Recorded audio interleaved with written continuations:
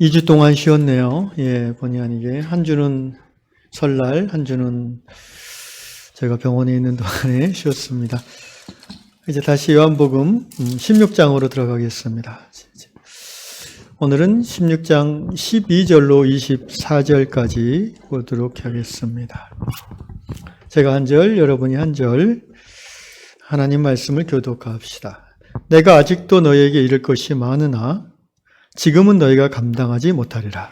그러나 진리의 성령이 오시면 그가 너희를 모든 진리 가운데로 인도하시리니 그가 스스로 말하지 않고 오직 들은 것을 말하며 장래 일을 너희에게 알리시리라. 그가 내 영광을 나타내리니 내 것을 가지고 너희에게 알리시겠습니다. 무릇 아버지께 있는 것은 다 내 것이라. 그러므로 내가 말하기를 그가 내 것을 가지고 너희에게 알리리라 하였노라. 조금 있으면 너희가 나를 보지 못하겠고 또 조금 있으면 나를 보리라 하시니 제자 중에서 서로 말하되 우리에게 말씀하신 바 조금 있으면 나를 보지 못하겠고 또 조금 있으면 나를 보리라 하시며 또 내가 아버지께로 감이라 하신 것이 무슨 말씀이냐 하고 또 말하되 조금 있으면이라 하신 말씀이 무슨 말씀이냐 무엇을 말씀하시는지 알지 못하노라 하거늘 예수께서 그 묻고자 함을 아시고 이르시되 내 말이 조금 있으면 나를 보지 못하겠고 또 조금 있으면 나를 보리라 하므로 서로 문의하느냐. 내가 진실로 진실로 너에게 이르노니 너희는 곡하고 애통하겠으나 세상은 기뻐하리라. 너희는 근심하겠으나 너희 근심이 도리어 기쁨이 되리라. 여자가 해산하게 되면 그때가 이르렀으므로 근심하나 아기를 낳으면 세상에 사람 난 기쁨으로 말미암아 그 고통을 다시 기억하지 아니하느니라. 지금은 너희가 근심하나 내가 다시 너희를 보리니 너희 마음이 기쁠 것이요 너희 기쁨을 빼앗을 자가 없으리라.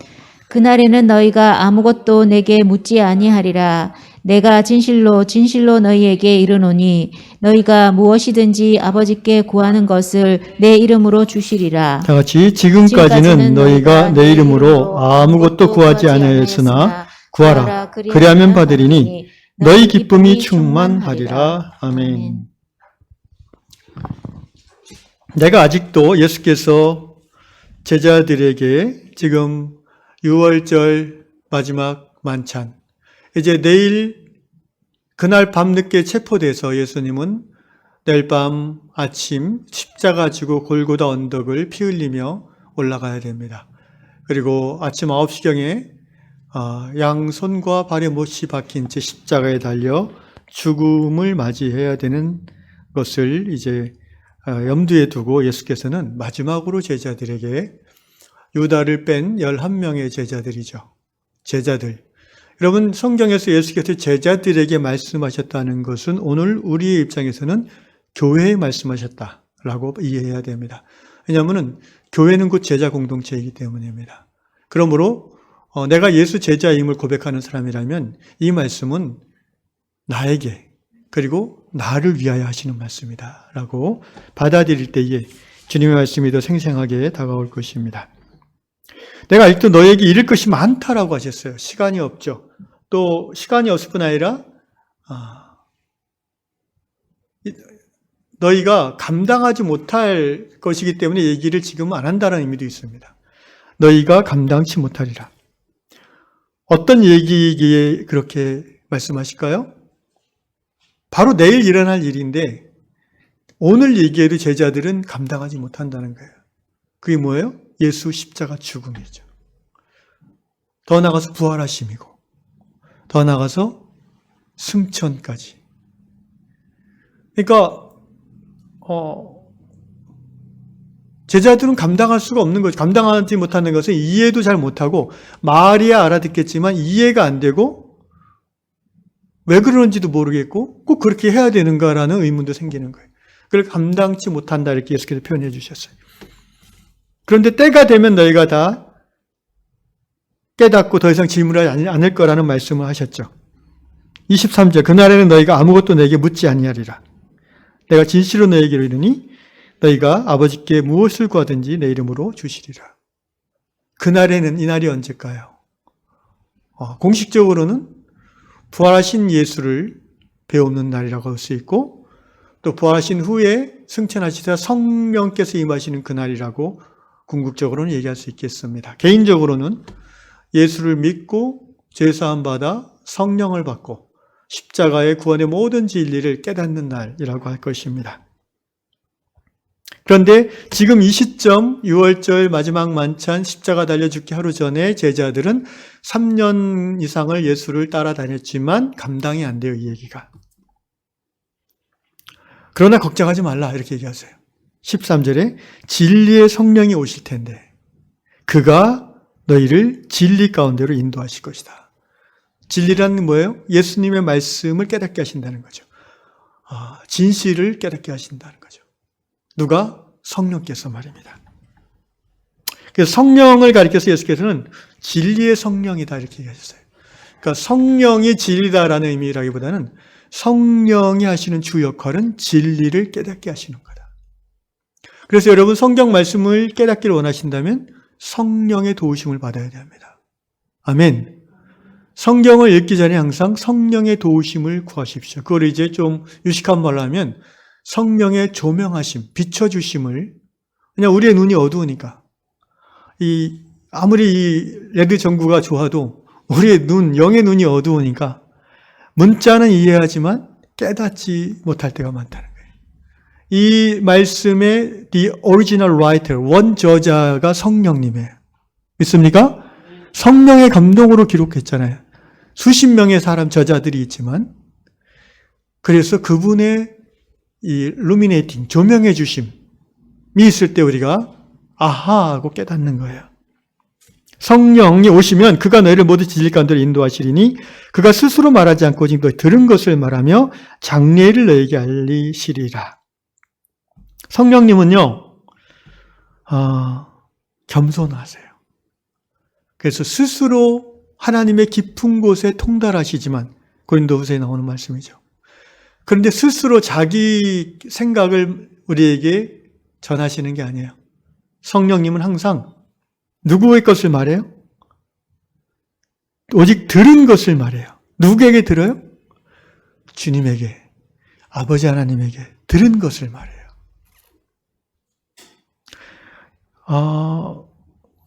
누구에게 말합니까? 들은 것을? 너희에게, 교회에게, 하나님의 자녀들에게 말입니다. 자, 여기서 우리가 14절 읽겠습니다. 같이 14절 시작. 그가 내 영광을 나타내리니 내 것을 가지고 너에게 알리시겠습니다. 15절 무릇 아버지께 있는 것은 다 내 것이라. 그러므로 내가 말하기를 그가 내 것을 가지고 너에게 알리시리라 하였노라.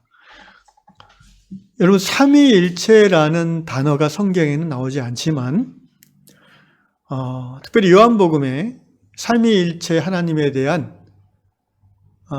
삼위일체를 설명하고자 하는 의도에서 말한 게 아닌데, 예수님의 말씀을 따라가다 보면 성부와 성자와 성령으로 하나 되신 하나님을 우리가 느끼고 알 수 있다는 거죠. 오늘 이 말씀에서도 우리가 성삼위일체 하나님을 깨닫게 됩니다. 지금은 성령의 시대예요. 그죠? 예수님 이전에는 성부의 시대라고 합니다. 그리고 예수님의 그 33년을 성자의 시대라고 해요. 성부의 시대는 지금 이건 이렇게 신학적인 기초적인 내용인데요. 여러분 예를 듣기 위해서 잠깐 말씀드리면, 성부는 창조와 섭리의 주님이시죠. 역사의 주님이시고, 그 다음에 성자의 시대는 어떤 역할을 성장하십니까? 구원의 주님으로 이 땅 가운데 오신 하나님이죠.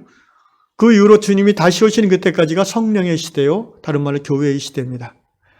오늘 우리와 함께 하시는 하나님은 정확하게 얘기하면 성령 하나님이십니다. 그런데 사실 그렇게 정확하게 구분할 필요가 없는 게, 성부와 성자와 성령이 언제나 일치 가운데 행하시기 때문에 우린 그냥 하나님이라고 얘기하면 됩니다. 주님이라고 얘기해도 됩니다. 예수님이라고 표현해도 상관없습니다. 자, 오늘 예수께서 말씀하시는 성령님의 사역은 뭐냐면은 14절, 성령께서, 그가 성령이죠, 내 영광을, 예수의 영광을 나타낸다는 거예요. 근데 여러분, 요한복음의 이 독특한 표현을 제가 몇 번 말씀드렸는데 기억하시는지 모르겠어요. 요한복음에서 예수님이 말하는 영광을 받는다는 건 뭐냐면은 보내신 분의 사명을 이루는 거예요. 예수님만 그럴까요? 저와 여러분도 똑같지 않아요? 우리가 하나님께 영광을 돌리는 것은 궁극적으로 어떻게 표현할 수 있어요? 부르심의 사명을 끝까지 완수했을 때 하나님께 영광을 돌리는 거죠. 아멘입니까? 그렇습니다. 그래서 성령은 예수의 영광을 나타낸다는 건 무슨 말이냐면은 성령이 우리들에게 임해서 하나님부터 들은 것, 성경의 말씀, 진리를 깨닫게 하셔서 결국 예수님의 사명에 우리가 동참하게 하고, 아멘. 그리고 그 사명을 우리가 끝까지 이룰 수 있도록 도우신다는 거예요. 그게 예수의 영광을 드러내는 성령의 역사예요. 그가 내 영광, 예수의 영광을 나타내리니 내 것을 가지고, 성령님은 겸손하시다고 그랬죠. 성령님이 주로 하시는 사역은 예수님의 말씀을 깨닫게 하시는 거예요. 하나님의 말씀을 깨닫게 하시는 거예요. 성경 말씀을 깨닫게 하시는 거예요. 성경을 풀어 설명하는 이 설교의 말씀을 깨닫게 하시는 거예요. 그러니까 이 말씀 사역은요, 당연히 성령 사역일 수밖에 없어요. 우리 한국교회 안에 이 오래된 편견은 뭐냐면 성령 사역 그러면 꼭 뭐 방언받고 뭐 치료받고 은사 예언 이런 것만 생각하는데요. 기본적으로 예수님의 이름을 행하는 모든 사역은 Ministry of the Holy Spirit, 성령의 사역일 수밖에 없어요. 왜 그렇습니까? 성령께서 이 땅에 역사하시는 목적이 예수의 영광을 드러내기 위함이니까요. 성령이 일하시지 않으면 어떤 예수님의 이름을 행하는 사역도 열매에 있을 수 없어요. 아니, 성령이 운행하지 않는데 교회가 성장하고 교회가 열매를 맺는다? 뭐 그럴 리야 없겠지만 문자적으로 그런 일이 있다면 그것은 의심해 봐야 되는 거예요. 저게 진정한 그리스도의 교회인가? 그 열매와 성장이라는 것을 우리가 또 어떻게 판단하냐에 따라 다를 수 있지만 말입니다. 안타깝게도 그런 말을 많은 학자들은 초대교회는 95% 성령이 역사하시지 않으면 움직이지 않았다. 그러나 현대교회는 성령이 역사하시지 않아도 95% 잘 굴러간다. 슬픈 표현입니다. 현대교회는 조직이 움직이고 돈이 움직이고 사람이 움직인다는 것을 비유로 안타깝게 표현하는 말이죠. 그만큼 우리는 더 성령의 일하심과 역사하심을 사모하고 그분이 일하실 수 있도록 여지를 우리가 넓혀드려야 된다는 거예요. 우리가 다수결로 뭔가를 결정할 때도요, 과연 성령이 어떻게 일하시는가에 대한 여지를 우리가 넘겨드릴 필요가 있어요. 여러분, 민주주의 다수결 제도가 성경적인 완전한 제도가 아닌 것을 아셔야 돼요. 하나님의 성령이 그 공동체 안에서 역사하고 일하시는 것을 모든 사람이 받아들이는 것이야말로 진정한 하나님의 방식이라고 저는 믿습니다. 그래서 예수의 것을 가지고 너희에게, 교회에게, 제자들에게 알리시는데요. 여기서 이제 아주 놀랍고 재밌는 표현이 있어요. 15절에 자, 무릇 아버지께, 이걸 이제 신학적으로 성부 하나님이죠. 아버지께 있는 것은 다 내 것이라. 내는 누구예요? 성자 예수죠. 그러므로 내가 말하기를, 누구예요? 예수님이 말하기를, 그는 누구라고 했어요? 성령께서 내 것을 가지고, 예수님의 것을 가지고 누구에게? 교회에게, 너희들에게, 제자들에게 알리시리라. 자, 이 과정이 없으면은 모든 복음 사역은 의미가 없는 거예요. 그렇지 않아요? 우리가 복음을 전하고 하나님 나라 일을 한다는 것이 이 앞부분 없이 불가능한 거예요. 성부 하나님과 성자 예수, 그러니까 아버지께 있는 것은 내 것이라 이렇게 예수께서 말씀하셨어요. 마태복음 28장에서 마지막 장에서 이렇게 얘기하시죠. 볼지어다 하늘과 땅에 있는 모든 것을 하나님께서 나에게 주셨다라고 그랬어요. 그러므로 너희는 가서 모든 족속으로 제자를 삼아, 이렇게 말씀이 나오죠. 이건 이제 아직 이루어지지 않았지만 예수님의 부활하심으로 성취될 것에 대한 선취적 말씀입니다. 선취, 미리 취하는 말씀이라는 거예요. 아버지께 있는 것은 다 내 것이라. 그런데 이 예수님의 것, 그 하나님의 것인데 이 것이 뭔지 잘 기억해 보세요. 것이라는 표현을 썼어요. 이 하나님의 것이 이제 예수님의 것인데 다. 그런데 이것이 제자들에게 전달되지 않으면은 이 땅 위에서 하나님의 나라는 확장 안 되는 거예요. 그죠? 예수님의 것 말고 딴 것으로 우리가 하나님 나라 일을 할 수 있을까요? 의미 없는 거죠, 그건. 그런데 중요한 건 거기서 이제 성령의 역사예요. 이 아버지 하나님의 것인데 예수님에게 다 넘겨주셨어요. 이 예수님의 것이 우리들 교회, 제자들, 하나님의 사람들에게 주어지고 이걸 가지고 우리가 이제 복음의 사역, 하나님 나라 일을 하는 건데 누가 이것을 우리에게 전해주시는가? 성령께서. 그가 내 것을 너희에게 말해주리라 하시잖아요. 이걸 이제 좀 유식한 표현으로 삼위일체 하나님의 신비한 연합에 동참하는 성도라고 표현합니다. 제가 이렇게 표현해 봤어요. 그런 말이 신학책에도 있는지 모르겠는데 아마 있을 겁니다. 예. 삼위일체 하나님의 어떤 미스틱 유니온, 신비한 연합. 여러분 삼위일체를 대충 아실 거예요. 근데 대충 알면은 모르는 거랑 별 차이가 없는데 성부와 성자와 성령이 그 능력과 본질과 근원과 그 모든 것에 있어서 total equivalent, 전혀 동등하시다. 이게 이제 삼위일체의 첫 번째예요. 쉽게 말하면 성령께서 자기 께 있는데 자기 거를 얘기 안 하고 예수님 것만 전해줘. 이게 성령이 성자보다 열등해서 그랬을까요? 아니라는 거예요. 성자 예수께서 이 땅에 33년 사시는 동안 온전히 성부 하나님께 순종하셨죠. 아멘? 말씀대로 사셨잖아요. 그게 성자가 성부보다 능력이 부족해서인가요? 아니면 성부를 두려워해서 안 맞으려고 그런 건가요? 네, 전혀 그런 게 아니죠. 이게 이 신비를 모르는 사람들은 그렇게 생각할 수 있어요. 성자가 성부께 순종하고 성령께서 성자의 것만을 전하는, 성자의 말을 따르는 이유는 힘과 능력과 근원과 본질에 있어서 차이 때문이 아니에요. 동등하세요. 그리고 삼위일체 두 번째가 뭐냐면은 성부와 성자와 성령이 구별되지만 분리되지 않는다. 이게 두 번째 근거의 정의의 컨셉이에요. 성부와 성자와 성령이 이렇게 막 섞여 있거나 뭐 이렇게 보면 성부, 이렇게 보면 성자 그런 개념 아니에요. 그 어렸을 때 목사님들이 그렇게 얘기하시는 걸 들을 수 있는데 그거 잘못된 거고 성부와 성자와 성령은 구별돼요.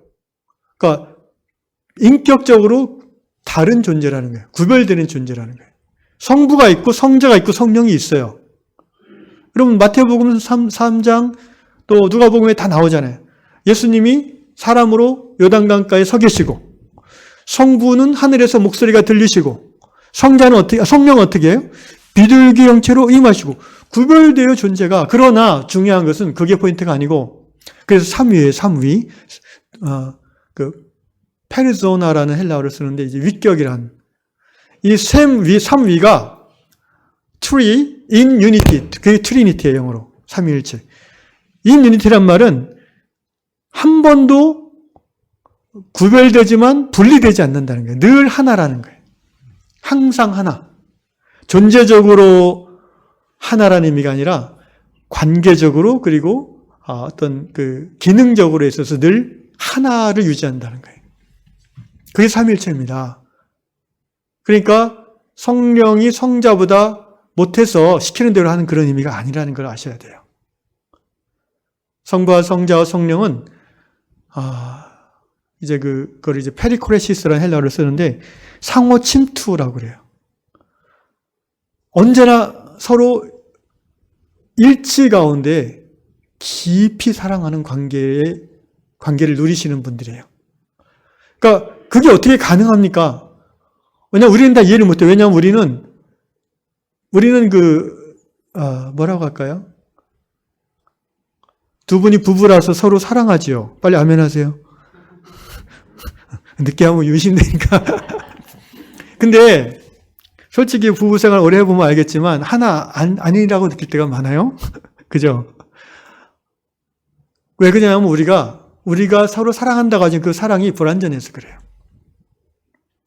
정말 우리가 완전히 사랑한다면 언제나 우리가 부부가 하나임을 고백하고 그렇게 느낄 수 있어요.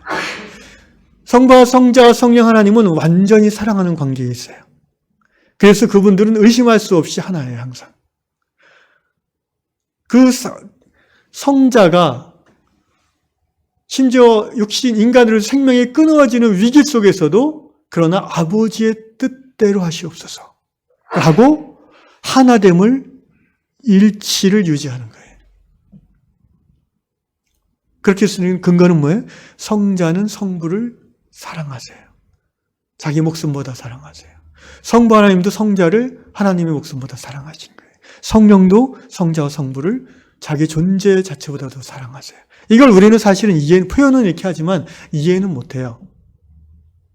그러나 논리적으로는 그렇게 받아들일 수 있어요.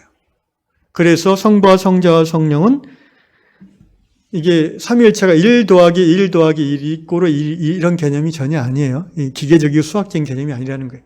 대단히 형이상학적인 개념이고 고차원적인 개념인데 성부와 성자와 성령이 항상 하나됨을 유지한다는 거예요. In unity. 그래서 물론 세 분 사이에 완전한 자유로운 토론과 또 대화가 있다고 우리는 상상해요. 그러나 그것이 그분 하나님의 뜻이 우리에게 드러날 때는 완전한 일치 가운데 드러나는 거예요.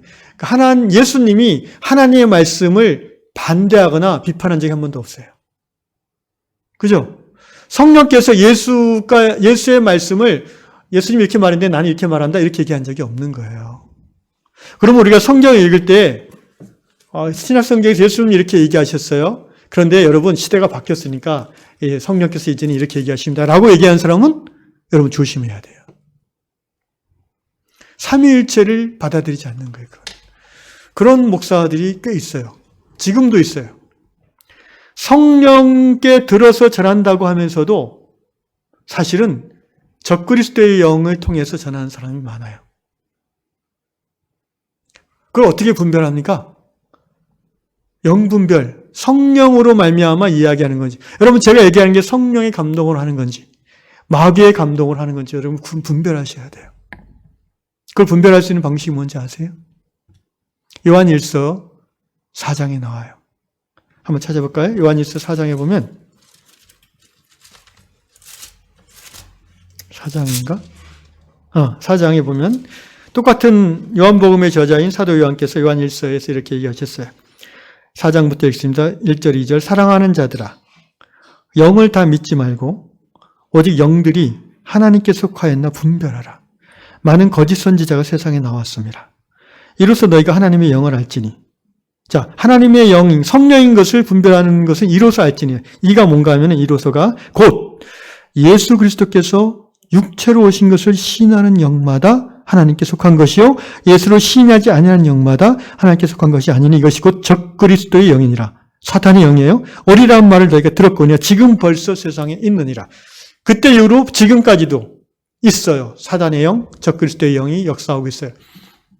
그런데 이제 여러분이 이 말을 들으면 더 어려워져요. 이제 그러니까 예수를 시인한다는 게 그 내용이 뭐냐면은 예수 그리스도께서 육체로 오신 것을 시인하는 거예요.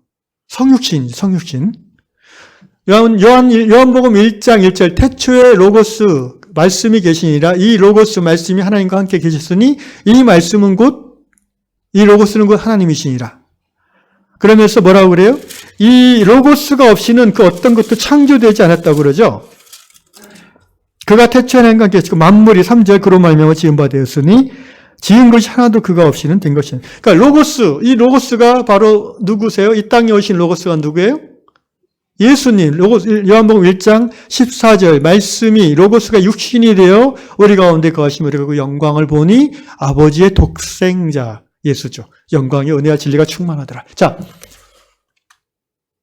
이것을 인정하는 것이 시인하는 것이 성령으로부터 온 사람을 이라는 거예요. 이것을 부인하면은 적그리스도의 영, 말로는 목사고 말로는 사도고 하지만 속은 적그리스도의 영이라는 거예요. 그런데 예수 그리스도의 육체로 온다는 건 뭐예요? 사람 예수, 인간 예수죠. 그죠? 제가 신앙의 그리스도와 역사적 예수라는 표현을 몇 번 여러분 앞에 썼습니다. 역사적 예수를 인정한다는 거예요. 신학적으로 표현하면. 적그리스도의 영들도 신앙의 그리스도를 다 인정해요. 이단들도 말입니다. 예수 하나님 영광 받으실 분 다 인정해요. 그런데 예수께서 육체로 오신 것을 시인하지 않는다는 말은 그렇게 해요. 그 사람들도. 예수님이 하나님의 사람이 되십니다. 말은 해요. 근데 여러분, 육체로 오신 예수를 시인한다는 것은 단순히 말로만 고백하는 게 아니에요. 사람으로 오신 예수처럼 그가 사느냐로 볼 수 있는 거예요. 무슨 말인지 아세요? 인간으로 오신 예수와 같이 그가 말하고 행동하느냐. 그게 바로 그가 예수 그리스도가 육체로 오신 것을 시인하는지 안 하는지를 분별하는 기준이 된다는 거예요. 단순히 말로, 맞아, 인정해가 아니라 그가 평소에 하는 말씀, 메시지, 그의 어떤 평상시의 대화, 그리고 그의 삶의 열매가 인간 예수와 흡사한가, 이걸 봐야 된다는 거예요. 깨달으십니까?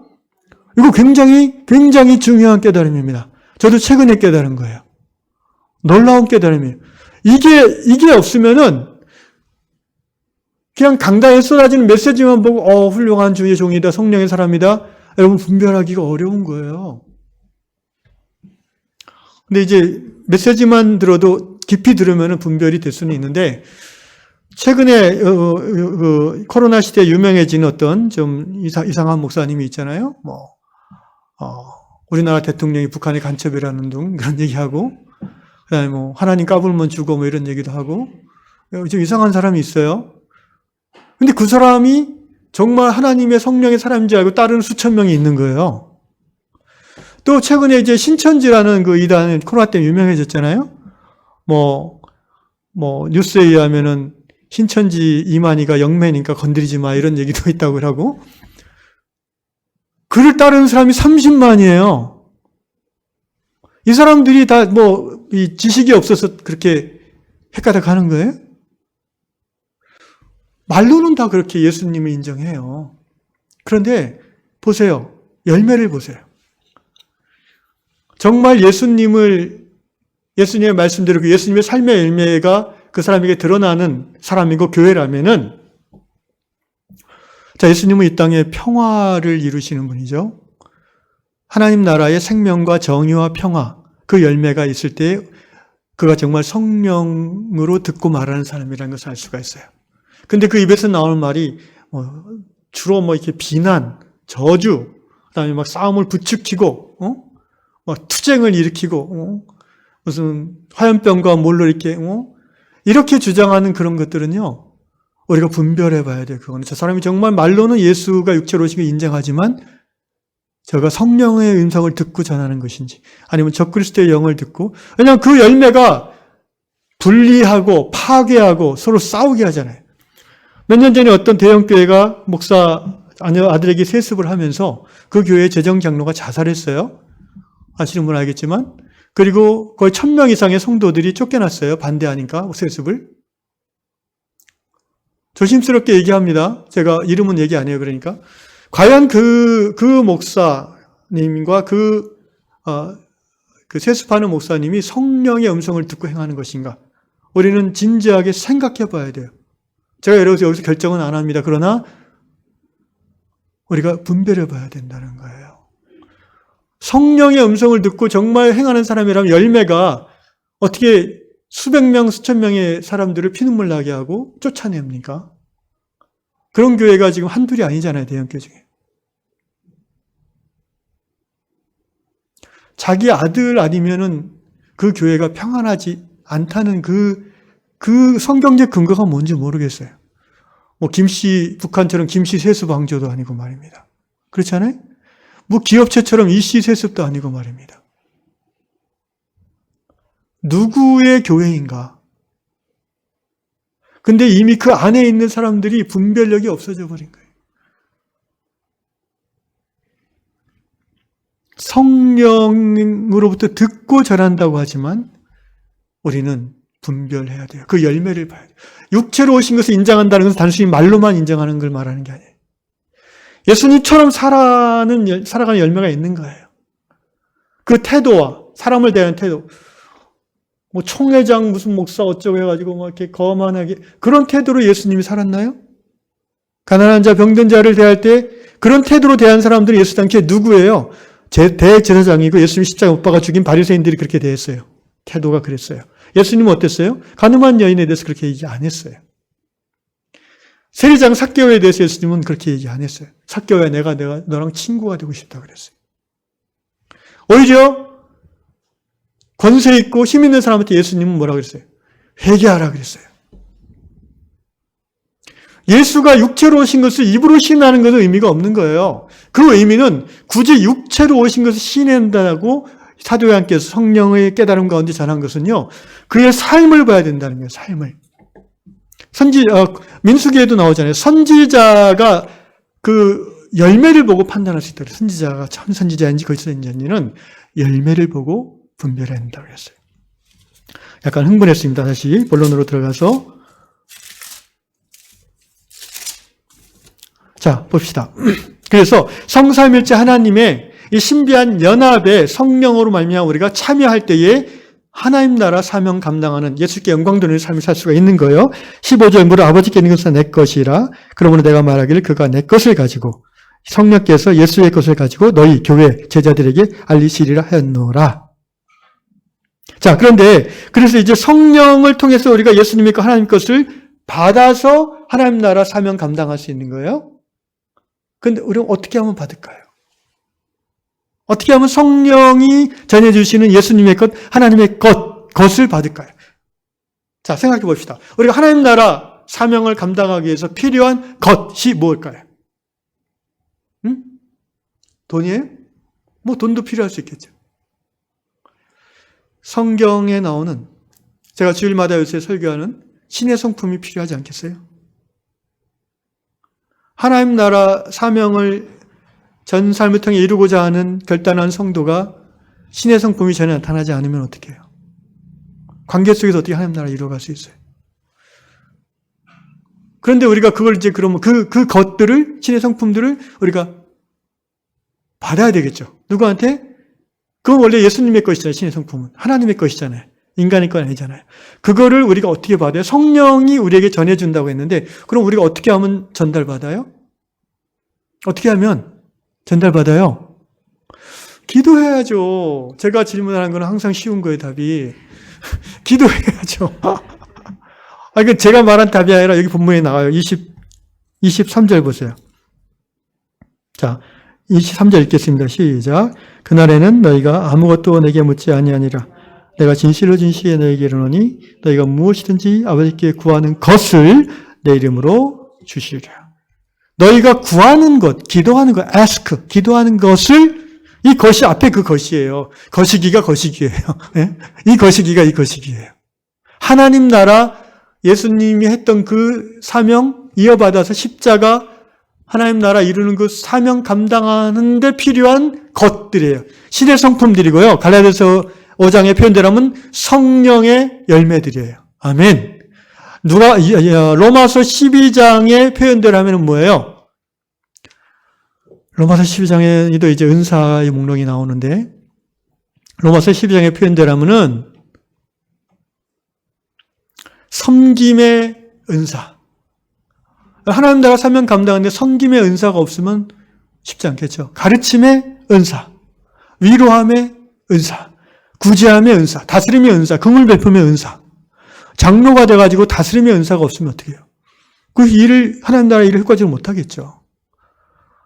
그러니까 본인이 하다 보면 답답하면은 어떻게 해요? 하나님께 구하는 거예요.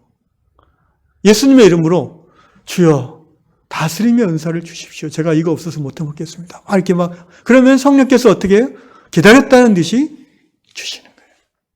또 예수의 이름으로 하나님 나라 사역을 하는데 고린도전서 12장에 나오는 다양한 은사들이 있어요.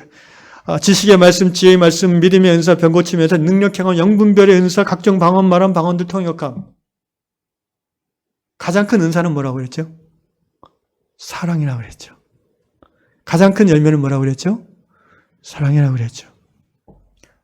이것을 예수의 이름으로 이 중에 무엇이든지 구하라. 그러면 아버지의 것이 다 예수의 것이고 예수의 것을 성령께서 너에게 전달해 준다는 거예요. 할렐루야. 하나님 나라 예수의 영광을 위한 삶을 사는 비결이 여기 있어요. 구하는 거예요. 요 요한복음 16장 23, 24절 말씀이 아주 인기 구절입니다. 여러분 혹시 아십니까요? 요한복음 15장에도 인기 구절이 있어요.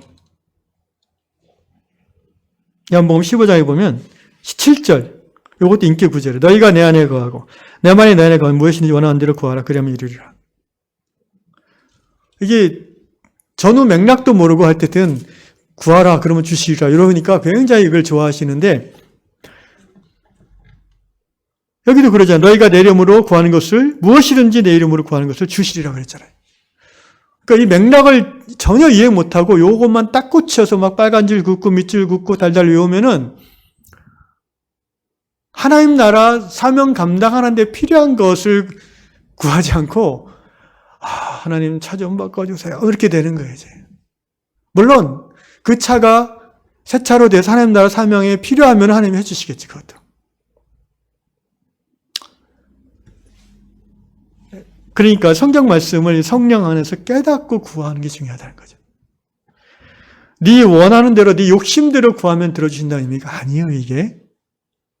예수의 영광, 그가 나의 영광을 드러낸다고 그러잖아요. 예수님이 마지막 날 밤에 하신 그 유언에 해당되는 말씀들이 굉장히 중요한 요한복음만 나와 있는 말. 이거 마태, 마가, 누가에는 안 나와요. 요한복음에만 있는 대단히 독특한 말씀들이에요. 제가 요한복음을 좋아하는데 지금까지는 너희가 내 이름으로 아무것도 구하지 아니하였으나 예수님과 함께하니까 예수님의 이름으로 기도 안 했죠. 이제부터는 구하라. 나 예수가 죽고 부활하고 승천한 다음에 성령이 오신 다음에는 그때부터는 이제 구하라, 기도하라. 여러분 우리 요한 공동체가 지금까지 잘 해온 면도 있고 또 약간 부족한 면도 있고 변화되어야 될 면도 있잖아요. 그런데 우리가 이 코로나 시대에 모든 것이 얼어붙어 있다고 해서 그냥 아무것도 안 하고 있을 수 없잖아요. 신앙의 세계에서는 답보, 정체는 그 퇴보이죠. 우리가 코로나 시대이기 때문에 모여서 먹고 뭐 할 수는 없어요. 그런데 제가 곰곰이 생각해 보니까 예수님의 이름으로 기도할 수는 있더라고요. 그렇지 않아요? 꼭 모여서 안 해도 돼요. 줌으로. 우리 교회가 1년치 구독한 게 100명까지 들어올 수 있는 줌이에요. 우리 전교인 자녀들까지 다 들어와도 넉넉하는. 줌으로 기도할 수 있더라고요. 제가 그래서 병상에 있는 동안에 이 깨달음이 왔어요. 기도할 수 있구나, 우리가. 그러니까 아플 때는 생각 못 했는데 좀 살만하니까 이제 또 교회 일을 생각하니까 뭘 해야 되나, 이 코로나 시대에. 세미나도 안 되고, 뭐도 안 되고 하는데, 우리가 기도할 수 있겠다.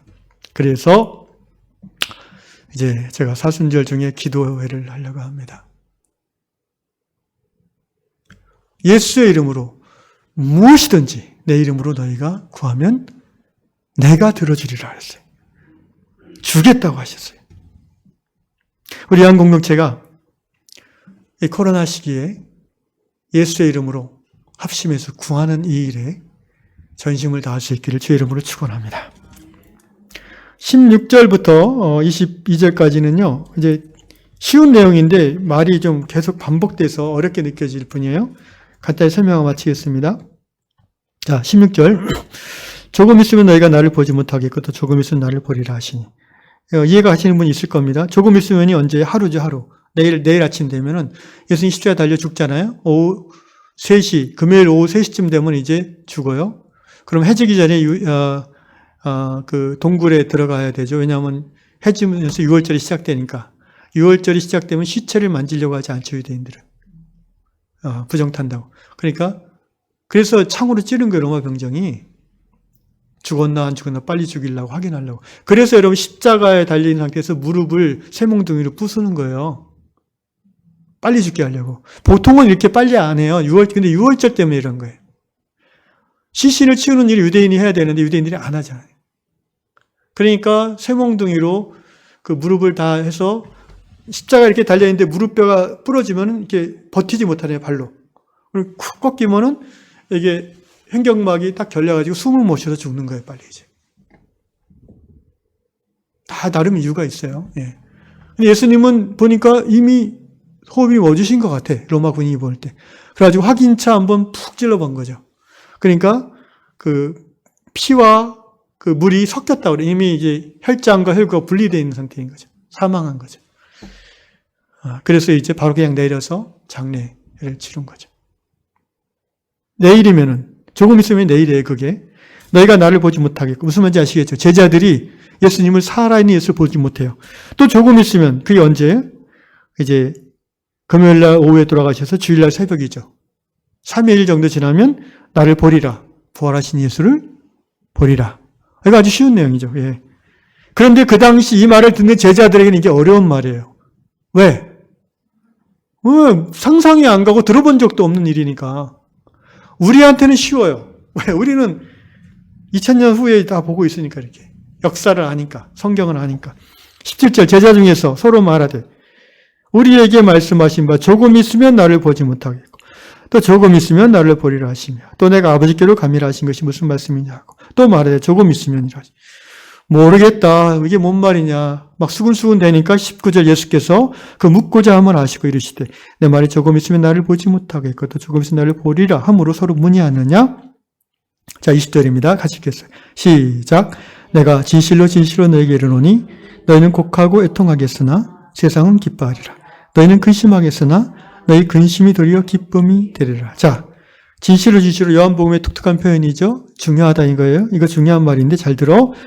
너희는 곡하고 애통하겠으나 왜? 예수님이 죽었으니까. 제자들은 교회는 곡하고 애통하겠으나 세상은 유대인들, 제사장들, 권력자들 그들은 기뻐할 거야. 왜? 자기들의 기득권이 깨어질까 봐 두려워서 예수를 죽인 건데 그걸 유지하게 됐으니까. 성전체제, 그 선민의식, 유대교 신앙의 그 체제, 그 당시는 종교 일치 사회였잖아요, 유대 사회는. 그러니까 굉장한 기득권이에요, 여러분. 산헤드린의 공의의 의원이 된다는 거는 그 유대 사회에서 굉장한 특권층이 되는 거예요. 바리새인, 사두개인, 그 다음에 제사장들이죠. 그들은 기뻐하리라. 너희는 근심하겠으나 보세요. 너희 근심이 도리어 기쁨이 되리라. 뭐예요? 부활하신 예수를 보니까 기쁨이 되는 거예요.